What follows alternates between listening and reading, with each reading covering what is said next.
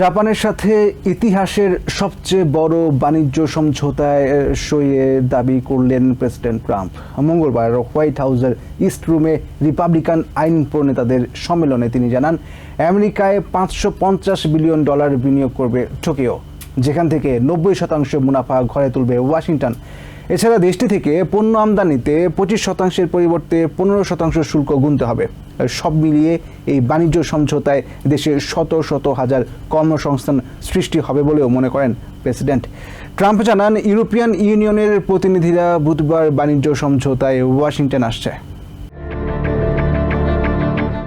গত এপ্রিলের শুরুতে নিজেকে প্রতিভাবান সমঝোতাকারী দাবি করে বিশ্বমঞ্চে শুল্ক ঝড় তোলেন প্রেসিডেন্ট ডোনাল্ড ট্রাম্প। 90 দিনে 90টি বাণিজ্য চুক্তির জোর ঘোষণা দিলেও তা বাস্তবায়িত হয়নি, কারণ ট্রাম্পের প্রচণ্ড আগ্রাসী নীতির সামনে অধিকাংশ দেশই মাথা নত করেনি। But I just signed the largest trade deal in history. I think maybe the largest deal in history with Japan.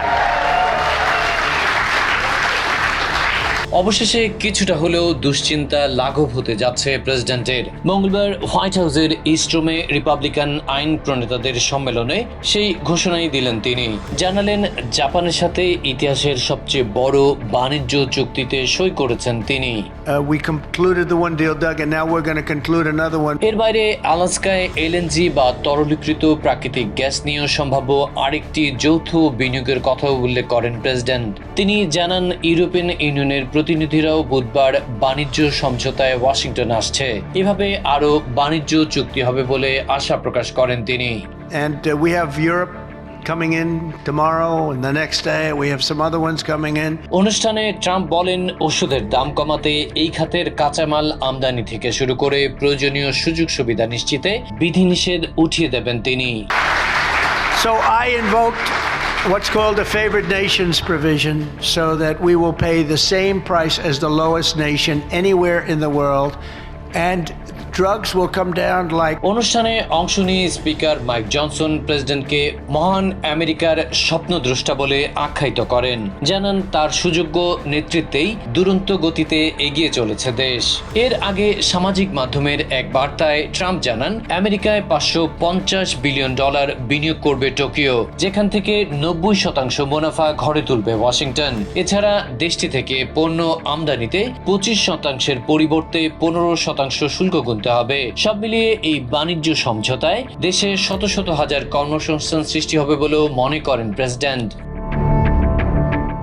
যদিও কোন কোন খাতে বিনিয়োগ হবে এবং কিভাবে মুনাফা উঠে আসবে সে বিষয়ে বিস্তারিত কিছু জানাননি ট্রাম্প। তাছাড়া আমেরিকায় নির্মিত গাড়ি, ট্রাক এবং চাল ও কৃষিজাত পণ্য দেশটির বাজারে প্রবেশের সুযোগ পাবে বলেও আশা প্রকাশ করেন তিনি। তবে অটোমোবাইল শিল্পে শুল্ক কমানোর কোনো কথা উল্লেখ করেননি প্রেসিডেন্ট। পরে এক বিবৃতিতে জাপানের প্রধানমন্ত্রী শিগেরু ইশিবা দুই দেশের মাঝে বাণিজ্য সমঝোতার কথা স্বীকার করে নেন। বলেন, এতে উভয় পক্ষই লাভবান হবে। Adib Mohammad, TVN24 news desk.